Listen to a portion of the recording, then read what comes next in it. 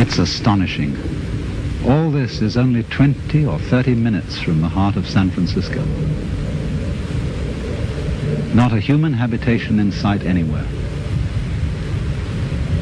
I've been living out here for some months to write and to absorb an atmosphere that is different from the city, to try and find out what is the essential difference between the world of nature and the world of man.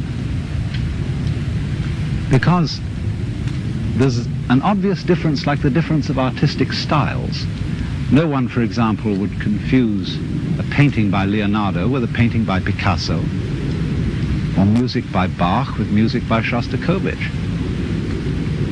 And in the same way, there seems to be a complete difference of style between the things that human beings do and the things that nature does, even though human beings are themselves part of nature. On the one hand, nature is wiggly. Everything wiggles. The outlines of the hills, the shapes of the trees, the way the wind brushes the grass, the clouds, the tracks of streams. It all wiggles. And for some reason or other, we find wiggly things very difficult to keep track of. And you know, we say to people, keep still so that I can see you. Keep still for the camera. And we say, well, let's get things straightened out. Let's get this ironed out. Let's get it all squared away. And then somehow we think we understand things when we have translated them into terms of straight lines and squares. Maybe that's why they call rather rigid people squares. But it doesn't fit nature. You know, wherever human beings have been around and done their thing, you find rectangles. We live in boxes. Our streets, especially across states like Kansas and Nebraska, are laid out in a grid pattern. Why, they even dropped a grid pattern on top of San Francisco with all those hills so that cars run away. Because it seems that the human being really has a very simple kind of mind. And all this wiggliness is too complicated. I don't think it really is complicated. Because after all, it's very simple to move, say to raise something or to open and close your hand. It's perfectly easy because we don't have to think about it. Things become complicated only when we think about them. And that's because we're trying to translate them into a form of life which is very much simpler and cruder than the forms of life we're talking about. A triangle is very much simpler and cruder than a mountain, even though you may represent a mountain with a triangle. Human beings are just as wiggly as nature, and our brains are an incredible mess of wiggles. And that's the part of ourselves that we understand least of all. I'm afraid the problem is partly due to Mr. Euclid, who invented geometry, because he didn't really measure the earth. He measured and gave us ideas about the very simple forms in his own mind. And perhaps we should come to the conclusion that he really had a rather weak intellect. Because sometimes when I'm in the middle of all this, I feel as if I were in the middle of an amazing brain. In other words, the brain is a network of interconnected neurons. And each one of those neurons is a fairly simple affair because it either fires or it doesn't fire.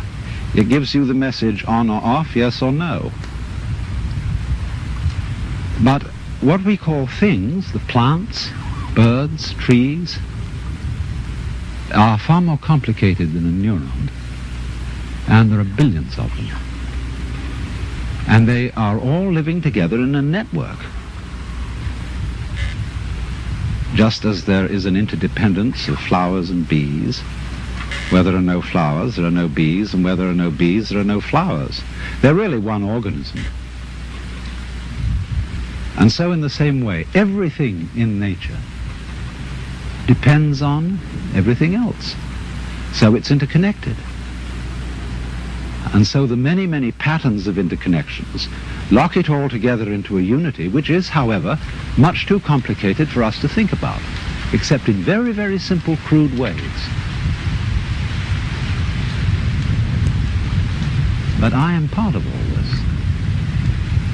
I am, as it were, one of the cells in this tremendous brain, which I can't understand, because the part cannot comprehend the whole. And yet at the same time, I don't feel, like so many people seem to feel, that I'm a foreigner or a stranger in this world. Its aesthetic forms somehow appeal to me more than most of the aesthetic forms which men have produced.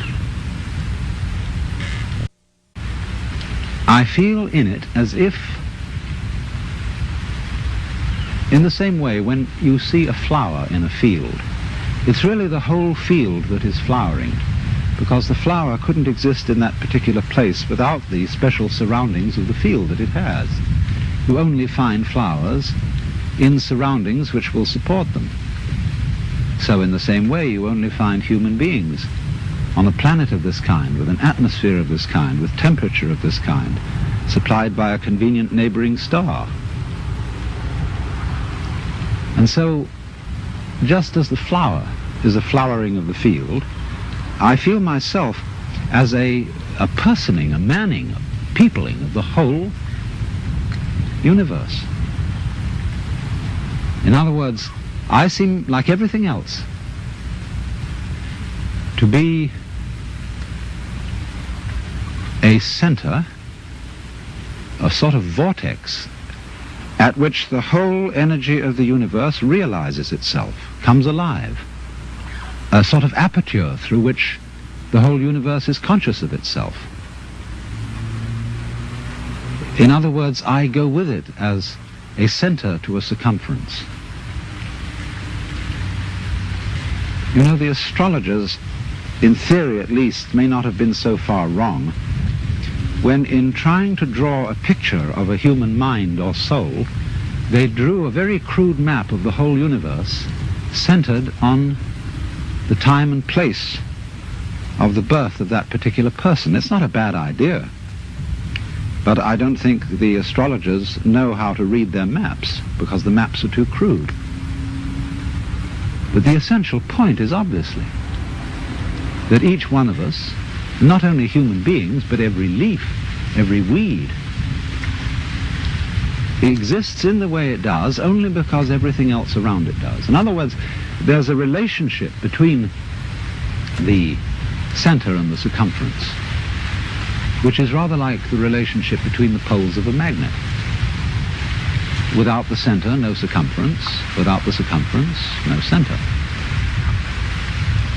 And although we say of poles that they're the poles apart, that is to say, extremely different, there's something between them, just as the north and south poles of a magnet are united by the magnet. So the individual and the universe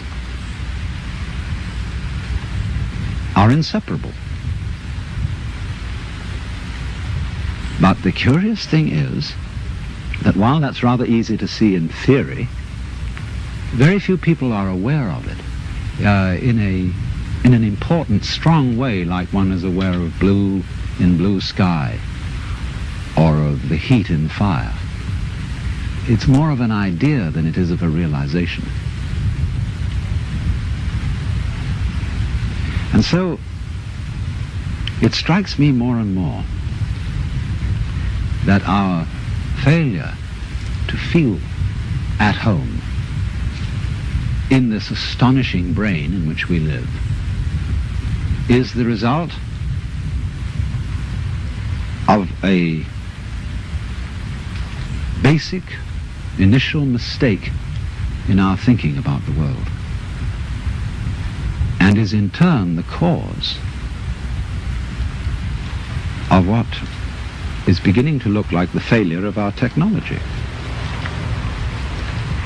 of the fact that everything we're doing to try to improve the world was a success in the short run, made amazing initial improvements, but in the long run we seem to be destroying the planet by our very efforts to control it and improve it. And it strikes me that that is because we are really too simple-minded to understand what we're doing when we interfere with the natural world strongly and on a vast scale. We don't really interfere with it because that would suggest that we were something different from it, something outside. But I think what we're doing is we are understanding it in terms of languages, numbers, in terms of a logic which is too simple for the job, too crude for the job. To begin with, we understand everything in terms of words or numbers, and they're stretched out in rows, in lines. And our eyes have to scan those lines in order to understand them. But when I scan this view, I don't do it line by line by line. I see the whole thing at once. I take it in with, as it were, a wide-angle lens. But when I try to understand the world through literature and through mathematics, I have to scan lines. You know, that's why it takes us so long to get educated in school, because our eyes have to scan and organize miles and miles of print. And that takes us 20 years or more to get through it. But life happens, changes go on too rapidly for that. Because you see, in the world, everything is happening all together everywhere at once. And meanwhile, we, with our myopic little minds, are working it out step by step. Of course, we are greatly assisted by the rapidity of the computer. But even so, the computer is still looking at things in rows as the magnetic tape goes through and is scanned by the computer. It's still all going along in a single track. And I suppose then our difficulty is that we have lamentably one-track minds in an infinitely many-tracked universe. And we may have to come to the alarming conclusion that the universe is smarter than we are.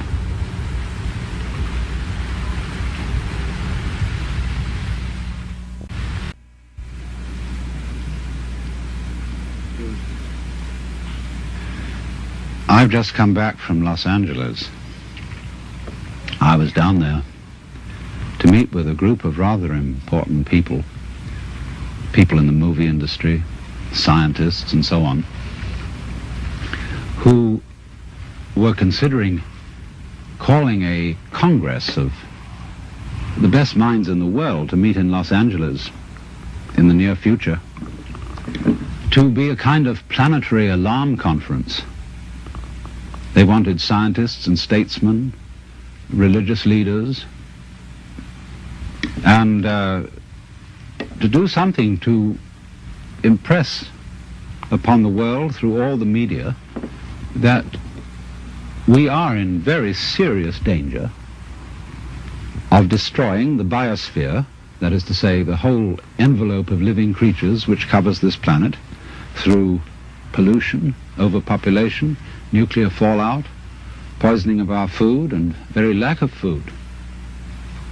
And we met to discuss the problem of organizing this conference, and here were all these brilliant people. And it came over us that we really didn't know what we ought to say. I mean, you can scream and create a state of panic, but that won't do any good. And when it came down to it, we didn't know what we ought to say because we really don't know what to do. Some things that we might do, for example, to increase the food supply with high-yield crops, may be ecological mistakes.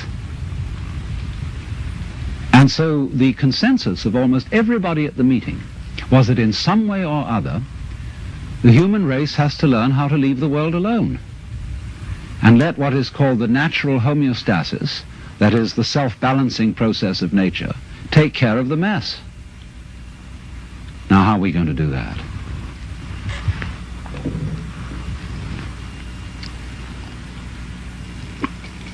This is Japanese ceremonial tea. It's good on a cold day. See, our problem is we don't really know how to stop. We've got something started and we see it's going in a wrong direction. And I think the difficulty is, to borrow an old Chinese saying, that when the wrong man uses the right means work in the wrong way. In other words, there's something wrong with the way we think. And while that is there, everything we do will be a mess. Now, what is it that's wrong? Now, as far as I can see, the basic mistake is that we've invented this wonderful system of language and calculation, and that it is at once too simple to deal with the complexity of the world, and also we are liable to confuse that system of symbols with the world itself, just as we confuse, say, money with wealth. A lot of people are in business to make money instead of wealth. When they make the money, they don't know what to do with it.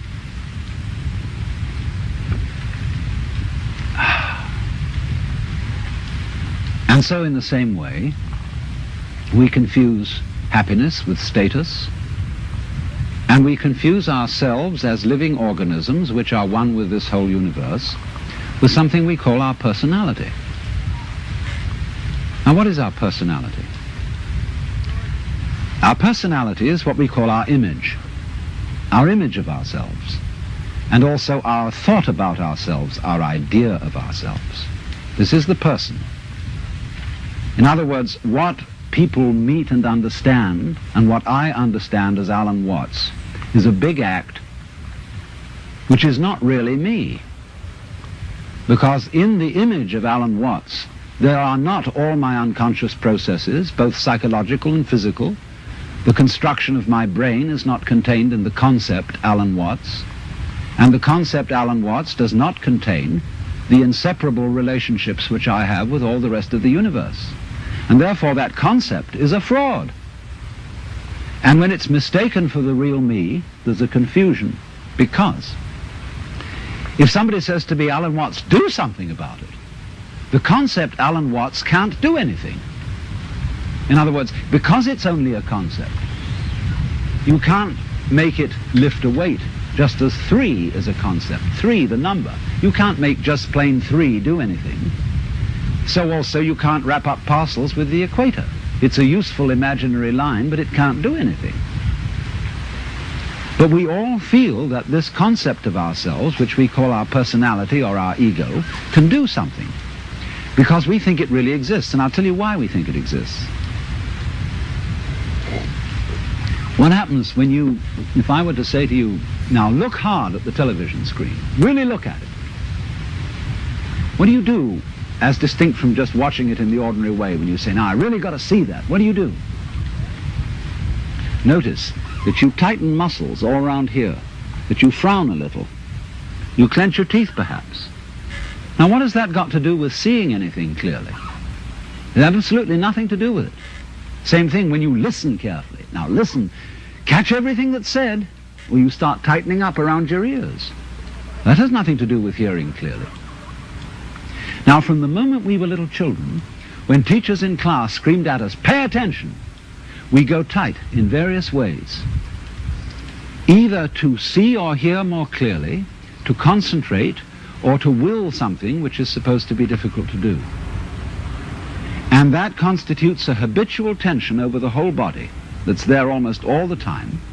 And that feeling of unnecessary tension is, as it were, the material sensation upon which we fasten this concept of I. We hang it on to that feeling. The concept is not us. The feeling of tension is completely phony. It has nothing to do with success in seeing, hearing, or acting. And so we get the marriage of an illusion with a falsehood. And that we call ourselves. And no wonder we feel cut off from everything, alienated, frightened of life and death. So what has to happen is we have to come back to a sane view of our own life, which is the way we really are, an organism functioning in terms of the whole environment, with the whole environment, instead of this funny little separate personality. But how are we going to do that? People say, oh, you can't change human nature overnight. You're asking us to give up the ego. And that's the most difficult of all things to do. Actually, it isn't. Because the ego doesn't exist. But of course, if you try to give up your ego with your ego, then it'll take you to the end of time. Because this is the point. You can't transform yourself. You can't make yourself sane. You can't make yourself loving. You can't make yourself unselfish. And yet it's absolutely necessary that we be that way. It's absolutely necessary. If we are going to hand over the direction of nature to nature, which is what it comes to, it's absolutely necessary that we let go of ourselves, and it can't be done. Not by anything that we call doing it, acting, willing, or even just accepting things. You can't do it. Why? Because you don't really exist as that kind of a separate ego or personality. It's just an idea based on a phony feeling. So when it comes down to it, it's shocking news for us, for the human race, for our pride. You're only making a mess by trying to put things straight. You're trying to straighten out a wiggly world, and no wonder you're in trouble. So you can't do anything. So you can't transform yourself. And what can you do? What happens then if you actually realize you've come to a dead end? And the human race has come to a dead end, in my opinion. What then? Commit suicide? Or is there something else? What happens when you just wait? There's nothing you can do. You watch. And all you see is what goes on that is happening of itself. You're breathing, the wind is blowing, the trees are waving, your blood is circulating, your nerves are tingling. It's all going on of itself. But you know, that's you. That's the real you. The you that goes on of itself. It's not the symbol. It's not the person. It's you that's happening, as when you breathe. Yes, you can get the feeling that I am breathing by shoving your breath, but your breath goes on day in and day out without your doing anything about it or even thinking of it. The same way your brain is functioning without your forcing it. So when you come to a dead end, and we are individually and socially now in 1971 at a dead end, this is the moment of which it is said man's extremity is God's opportunity. Because we have to stop. And when we stop, we find a world that is happening rather than being done, being shoved. And that happening, as distinct from doing, is our fundamental self. And our fundamental self is not something just inside the skin. It's everything around us with which we connect. When you look out of your eyes at nature happening out there, you're looking at you. I'm not going to say what we should do from then on, but simply that before we think of doing anything in this critical situation, we realize the completely illusory nature of the beings that we think we are, and get back again to the beings that we really are, which includes all this outside world, no longer left outside.